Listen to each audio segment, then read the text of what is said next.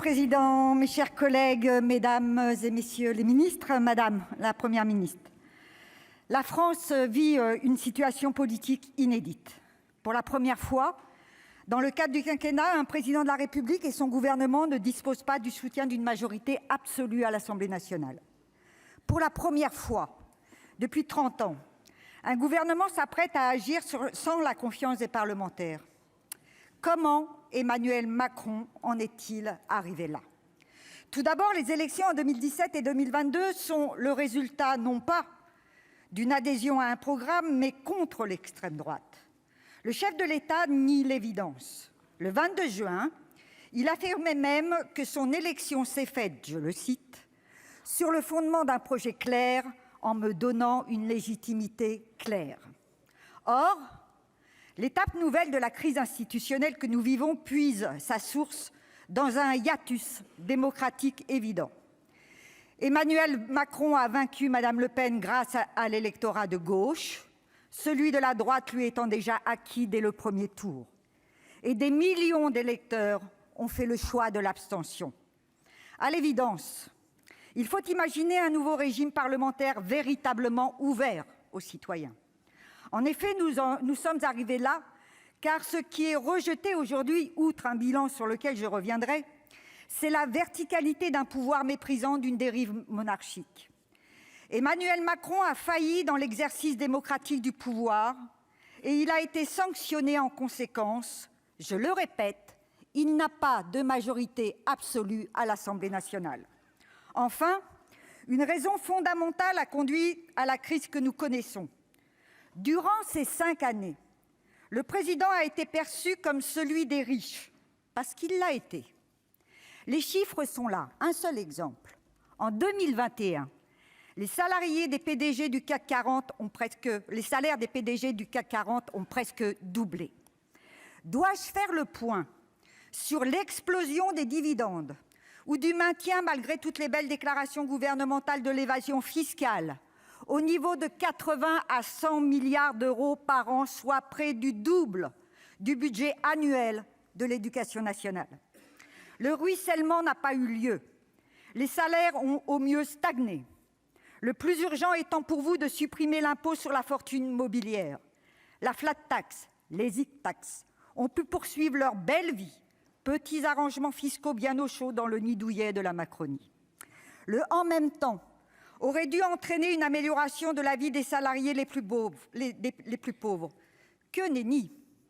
Casse du droit du travail par les ordonnances Pénicaud, baisse des APL, mise en cause des droits des chômeurs par votre projet, Madame la Première ministre, accélération de la libéralisation du transport ferroviaire contredisant son essor écologique. Après la réforme de l'assurance chômage, ce sont des milliers de chômeurs en moins qui ont été indemnisés, puisqu'il faut avoir travaillé au moins 6 mois et non plus 4 pour être pris en charge. Il s'agit d'une réforme honteuse. Alors que les actionnaires et financiers de tout poil s'engraissaient, vous avez appauvri les chômeurs. Nous savons que durant la crise de la Covid, la nation tout entière a fait un grand effort pour permettre à notre pays, à son économie, de passer l'épreuve. Ce que nous avons pu constater aussi, c'est que les moyens existaient pour agir. La mobilisation financière qui a été possible face à la Covid doit être renouvelée pour faire face à l'urgence sociale, éducative et écologique. Les comptes d'apothicaires ne sont plus de mise. Oui, il est temps d'agir pour redresser notre pays, pour tracer un avenir. Votre projet sur le pouvoir d'achat n'est pas à la hauteur des besoins. Il ne permettra pas de relancer la mécanique économique pour la consommation. Il ne répondra pas à la détresse de millions de nos compatriotes. L'inflation galope, portée par une spéculation indigne. Il faut d'urgence bloquer les prix des produits de première nécessité et baisser le prix de l'énergie, carburant, électricité et gaz. Les chèques, ça suffit. 100 € par-ci, 150 € par-là peuvent donner l'illusion d'une aide. Comment imaginer qu'une aumône de 100 € pour les étudiants en difficulté leur permettra de se loger, de se nourrir, d'acheter leur matériel? Il faut une véritable allocation étudiante de 1 053 € par mois, comme nous le proposons avec nos amis de la NUP. Plus généralement, il faut augmenter les pensions et les salaires. C'est ça, Madame la Première ministre, la clé d'une amélioration réelle et pérenne de la situation. Le SMIC à 1 500 € net tout de suite est une nécessité absolue pour des milliers de salariés. C'est le gouvernement qui peut donner le là en matière salariale, en augmentant le SMIC, qui, par un effet domino, entraînera une augmentation générale des salaires. Qu'est-ce qui bloque, Madame la Première ministre? Qu'est-ce qui bloque? Le patronat? Le CAC 40? La situation politique, le signal fort envoyé par les électeurs exige que ce soit l'intérêt général qui prime et pas l'intérêt de ceux qui détiennent le pouvoir de l'argent.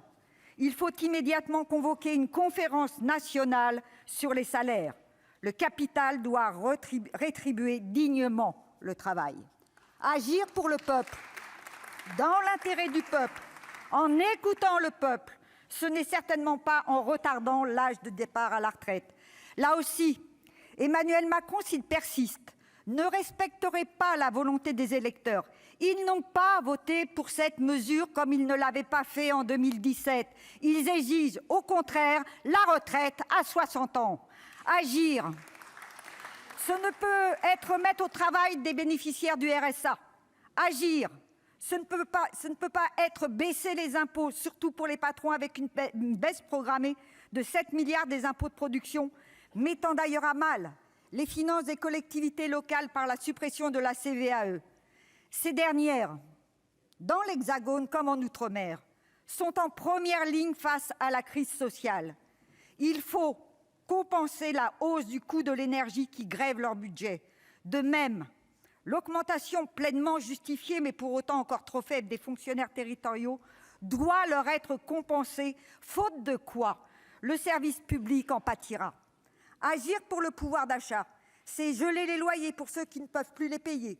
Le logement doit redevenir une grande cause nationale et nous tenons à votre disposition une PPL précise sur ce sujet. L'accès aux soins doit être une priorité.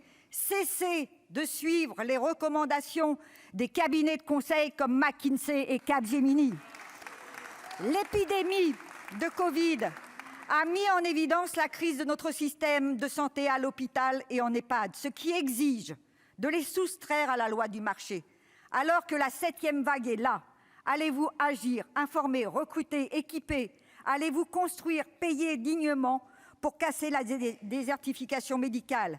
Allez-vous assurer un remboursement digne en commençant par appliquer réellement le 100%? L'éducation nationale est elle aussi en danger. Il manque 3000 postes pour la rentrée. Un exemple pour décrire la situation.